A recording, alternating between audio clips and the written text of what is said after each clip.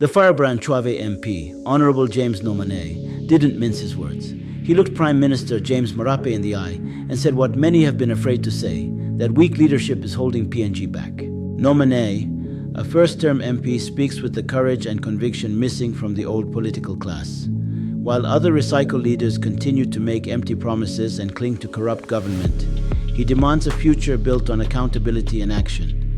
This is the voice of a new generation, bold, fearless, and unafraid to speak truth to power. Honorable James Nomane didn't hold back. He told PM James Marape straight, PNG deserves stronger leadership.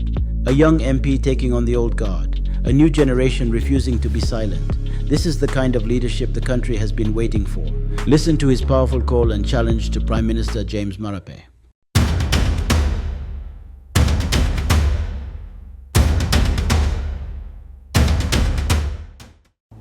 Post 50 years of independence and the ensuing theatrics by the Prime Minister, Honorable James Marape, are nothing short of a Hollywood script.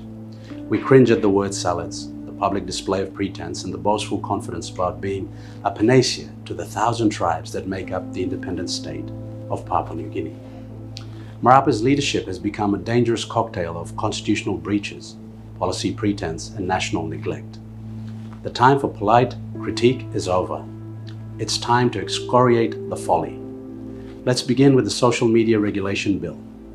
This is nothing more than a draconian attempt to gag free speech and attack national discourse. In a country where digital platforms are the last frontier for truth, Marape's war on free speech is not about safety. It's about silencing dissent. When leaders fear Facebook more than corruption, democracy is in danger. When a government fears memes more than mismanagement, democracy is not just wounded, it's bleeding out. Then let's look at the defense treaty with Australia, signed not after sober deliberation, but after Canberra dangled the NRL carrot. Our sovereignty has been traded for rugby jerseys. That's not diplomacy, that's dereliction. Marape's pretense of strategic leadership is exposed as a shallow performance. All show, no substance. And now, the Prime Minister calls for a reset after 50 years of independence. A noble sentiment, if it weren't coming from the same guy who promised to take back PNG and then promptly lost the plot. His tenure has been a masterclass in rhetorical gymnastics and policy paralysis.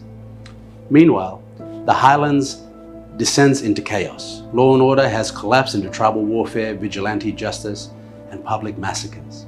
In Hela Province, where the Prime Minister failed to take the Secretary of the United Nations, we have sorcery-related butchery, while the LNG project teeters on the brink. Yet Marape finds time to pontificate on Hamas in Israel.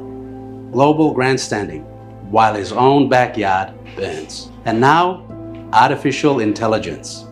AI is the latest nostrum.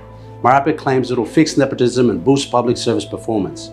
But no algorithm can cleanse a system drowning in patronage.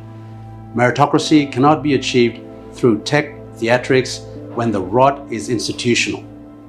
This isn't just incompetence, it's a betrayal of the Constitution. A Prime Minister who suppresses free speech, signs away sovereignty, abandons his own slogans, and presides over moral decay has forfeited the right to lead.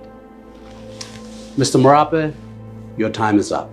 Resign, not tomorrow, not next week, but now. For the sake of the country and its people, its youth, its children, resign and accept the responsibility for the imminent greylisting, the total socioeconomic regression, and a total failure in leadership demonstrated by the ongoing litany of crisis and policy failures. I now issue a call to action to every member of Parliament. My goodness, remember your sacred mandate. You are elected to serve the people, not shield tyranny. The Constitution is not a suggestion. It is your oath. It is your oath. Demand accountability, restore dignity, depose the madness.